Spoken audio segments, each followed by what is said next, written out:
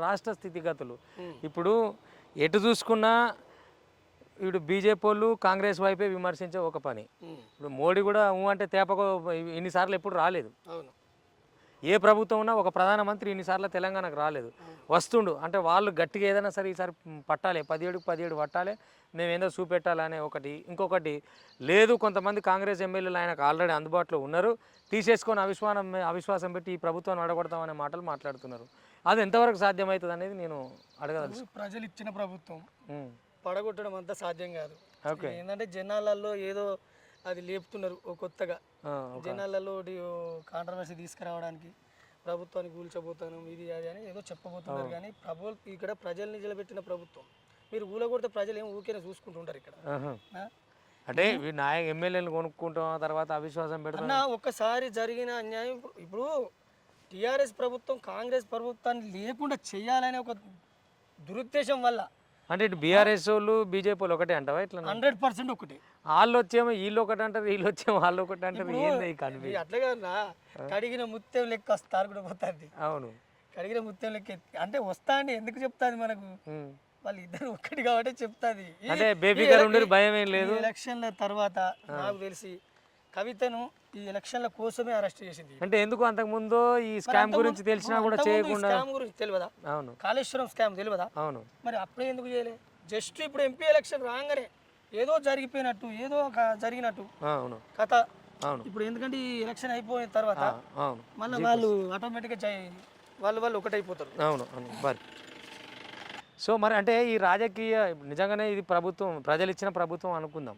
నిజం ప్రజలే వాళ్ళ నిర్ణయమే ఈసారి గెలిచింది. ఇచ్చిన ప్రభుత్వమే అంటే వాళ్ళ నిర్ణయమే గెలిచింది. కానీ వాళ్ళని కన్ఫ్యూజ్లో పడేస్తేందుకు నాయకులందరూ ఏ క్లారిటీ ఇవ్వకుండా, ఇప్పుడు కాంగ్రెస్ లోపట్ల ఏం జరుగుతుంది, కాంగ్రెస్ కథ అర్థమైతే లేదని ఒక చర్చ రప్పించారు. తర్వాత ఈ ప్రభుత్వాన్ని చిందరవందర అవుతుందని ఒక చర్చ రప్పించారు. ఇటు బీజేపీ వాళ్ళు బీఆర్ఎస్ వాళ్ళు ఒకటే, అందుకే అరెస్ట్ జరిగిందని ఒకరు అంటారు. ఈ రకరకాల ఈ వదంతులు పుట్టించి ప్రజలను కన్ఫ్యూజ్ చేస్తూ ఇప్పుడు పాలించేటోళ్లకు అటువైపు దృష్టి లేకుండా చేస్తుందుక, లేకపోతే ప్రతిపక్షాలు వాళ్ళ పంతం నెగ్గించుకునేందుక ఏంటి ప్రయత్నాలు? ఈ ప్రతిపక్షాలు అనేటివి ప్రజలు ఒకసారి పాలన ఒకరికి ఇచ్చినప్పుడు ప్రతిపక్షంలో కూర్చొని వాళ్ళు చేయాల్సిన పని చేయాలి, ప్రభుత్వం ఏం పని చేస్తుంది వాళ్ళు చూసుకుంటూ గమనించుకుంటూ ప్రజలకు అన్యాయం జరిగినప్పుడు ప్రతిపక్షం నిలదీచే కాడ ఉండాలి. అరే కూలగొట్టడానికి చూస్తారు ఏందన్నా మొదం. అవును, ఇప్పుడున్న దృష్టి అదేదో జనాలకు మంచి చేసే కాడ పెట్టవచ్చు కదా. ఎప్పుడు కూలగొడతాం ఇదేంది కొత్తగా? అంటే అధికారంలో ఉండి పోయేసరికి వశపడకనా? ఇప్పుడు ఆ పవర్ అనేది పోయినాక పిచ్చిలు వేసి పిచ్చి మాట్లాడతారు. నిజం అది మనమే. ఇప్పుడు ఏమనంటే జనాలదే తప్ప అంటారు, ఇంకా ఓట్లు వేసిన జనాలదే తప్పని డైరెక్ట్గా చెప్పేస్తారు అయ్య కొడుకులు మౌతులు పట్టుకొని. మనం చూస్తలేమా? ఇప్పుడు ఫోన్ ట్యాంపరింగ్, హ్యాకింగ్, ట్యాపింగ్ ఇది అన్నీ ఉన్నాయి కదా, దాని మీద అయితే అయింది ఒకళ్ళిద్దరు ముగ్గురు చూసినాం. అయితే ఇప్పుడు ఏమైందని సింపుల్గా చెప్తున్నాడు కేటీఆర్. నేను ఒక విషయం చెప్తాను. నేను ఈ ట్యాంపరింగ్ గురించి, ఈ తారాల గురించి, ఈ తాగుడు గురించి మనం ఎలక్షన్ల ముందే మనం చెప్పినాం. కాకపోతే అప్పుడు దాన్ని పెద్దగా అంటే జనాలలోకి వెళ్ళిపోయిన పాట, అది వెళ్ళిపోయిన పాటే కానీ దాన్ని ఒక జోక్గా పోయింది మన పాట. అగ్గి పెట్టె దొరకలేదా అల్లుడు హరీషుకు, రెచ్చగొట్టి సంపినాడు మా పిట్టెలనెందుకు, ఓడిపోయిన పదవులొచ్చే బిడ్డ కవితమ్మకు, ఒక్క ఉద్యోగం రాలే మా బిడ్డలకు ఎందుకు, తారలతో తారకుడు జోరుదారు తిరుగుడు, మీ అయ్య మాకు నేర్పినాడు అంతులేని తాగుడు, అగ్గి పెట్టె దొరకలేదా అల్లుడు హరీషుకు, రెచ్చగొట్టి సంపినాడు మా బిడ్డల ఎందుకు, ఓడిపోయిన పదవులొచ్చే బిడ్డ కవితమ్మకు, ఉద్యోగం రాదే మా బిడ్డలకు ఎందుకు. నేను ఆనాడే చెప్పిన తారాలతో తిరుగుతాడంటే వాళ్ళు ఏమనుకున్నారంటే పాట అనుకున్నారు. అది కానీ మనం ఆనాడే చెప్పినాం. ఓకే అదే ఇవాళ తారల నిండు జీవితాలను ఖరాబ్ చేసింది తారకుడు. ట్యాపింగ్ లైవ్ కూడా ఉన్నాయట కదా. అవును, మరి ఒకళ్ళిద్దరు అవలగాల తీసినాం అన్నట్టుగా మాట్లాడితే ఇప్పుడు ఆయన ఒప్పుకున్న భార్యలు అవి కూడా ఫోన్లు ఇడిచిపెట్టకుండా చేసినాక ఇంత నీచమైన సంస్కృతి తెలంగాణలో ఇది వరకు ఉన్నదా ఎప్పుడైనా? ఎక్కడ ఏందన్న ట్యాంపరింగ్ అంటే ఏంది? ఎవరిచ్చి? ఇప్పుడు ట్యాంపరింగ్ అనేది ఒక కేంద్ర ప్రభుత్వంలో ఉండాల్సిన సంస్థ. అవునా కదా? అవును. ఇంత ట్యాంపరింగ్ జరిగి ఇంత ఇబ్బందులు పడుతుంటే మరి కేంద్ర ప్రభుత్వం ఏం చేస్తాయి? కవితక్క గురించి కవితక్కని తీసుకుపోయి వాళ్ళు లేచిళ్ళు మేము అప్పుడే చెప్పినాం, ఇప్పుడు కూడా చెప్తాను. ఓకే. మేము పోయేటప్పుడే చెప్పిన నేను, పోయిరా కవితమ్మ పోయి రావమ్మ, పోయినాక మళ్ళీ తిరిగి రాకమ్మా, ఈడీలు బేడీలు గట్టిగెయ్యాలే, వెనుకచ్చ మీ అన్న నరుసుకోలావా అరుసుకోవాలే, అది చూసి మీ అయ్య తల్లడిల్లాలే, ఇది చూసి మీ బావ నవ్వుకోవాలే, ఏమేమి మందిష్టమే కవితక్క, ఏమేమి సారిష్టమే కవితక్క.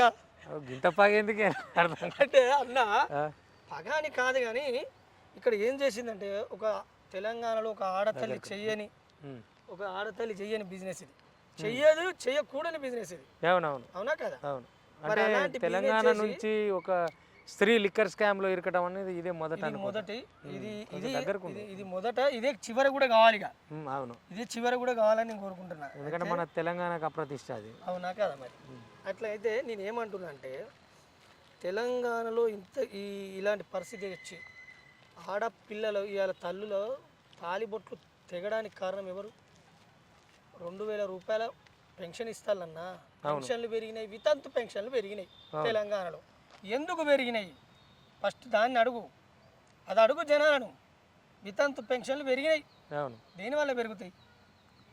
ఈ దావత్ కల్చర్ కూడా, మర్యాద అంటే దావత్ అంటే ఇప్పుడు సినిమాలలో కూడా వచ్చేసరికి తెలంగాణ అంటేనే తాగుడు, ఏదో తుణుకలు తినుడు. తెలంగాణ అంటే ఫస్ట్ నంబర్ 1 తాగుబోతులేదు, అడ్డా అయిపోయింది ఇది రాష్ట్రంలో. ఎవరు చేసిర్రు? ఈ 10 ఏళ్లలో జరిగిన చరిత్ర ఇది. అవును, అంతకుముందు ఉన్నా ఇంత విపరీతంగా కనపడ పరిస్థితి లేదు, దుస్థితి లేదు. అవును, విచ్చలవిడిగా మద్యం షాపులు, వైన్ షాపులు, అవును, మార్టులు, టైమింగ్. కరోనా టైంలో కూడా 2 గంటలు మంచిగానే పెంచి మందు తాగుతా, కరోనా తాగుతుంది అని అదో వార్త. అబ్బా అబ్బా అబ్బా, ఏమన్నా వాళ్ళు ఏం చేసిర్రు అది. అవన్న ఇప్పుడు కాంగ్రెస్ పార్టీ ప్రధానంగా, ఇప్పుడు నువ్వు ఉన్నావు, నేను గుర్తించింది, ఇదివరకే నువ్వు పనిచేస్తున్నావు కదా గత 5 ఏళ్ళ నుంచి. ఇప్పుడు ఒక 6 నెలలు పొంగనో సంవత్సరం పొంగనో వైనాల రమేష్కు పిలిచి ఏదైనా కల్చరల్ అప్పచెప్పే అవకాశాలు ఏమైనా ఉన్నాయా? ఇస్తే ఇప్పుడు మనము నోరు తెరిచి అడగమన్నా, అమ్మ ఇప్పుడు మనకు కడుపెట్టున్నా చూస్తుంది. అవును, తల్లికి తెలుసు కొడుకు బాధ అన్నట్టు. నేను నోరు తెరిచి ఎప్పుడు వాళ్ళని అడగలేదు కాదు, అడగని అమ్మాయినా పెట్టదు, అడగని అమ్మాయినా పెట్టదు, అదొకటి ఉన్నది. వస్తారు వాళ్ళ కళాకారులు, వాళ్ళకే వస్తారు, వాళ్ళకి తెలిసిపోయి. కానీ నేను ఏమంటానంటే, ప్రభుత్వం సుస్థిరంగా నెలకొన్న తర్వాత వాళ్ళు చేయాల్సిన కార్యక్రమాలు చేసేటప్పుడు మన కార్యక్రమం కూడా జరుగుతుంది. అప్పటిదాకా వాళ్ళని ఇబ్బంది పెట్టాల్సిన అవసరం లేదు. వాళ్ళు ఎప్పుడు చేయాలనో వాళ్ళకి తెలుసు అని నేను నమ్ముతున్నదని, అంటే గుర్తించి ఈ కేసీఆర్ ప్రభుత్వంలో గౌరవ అందశ్రీ గారి పాట కోసం కానీ దానికోసం కానీ ఏం జరగలే. ఇప్పుడు కాంగ్రెస్ ప్రభుత్వంలో పాటకు పట్టం కట్టింది, రాష్ట్ర గీతం అయింది, సార్ని కూడా గౌరవించారు దంపతులు. అందశ్రీ అన్న పాట నేనే రాసిందని చెప్పుకున్న దుర్మార్గుడు.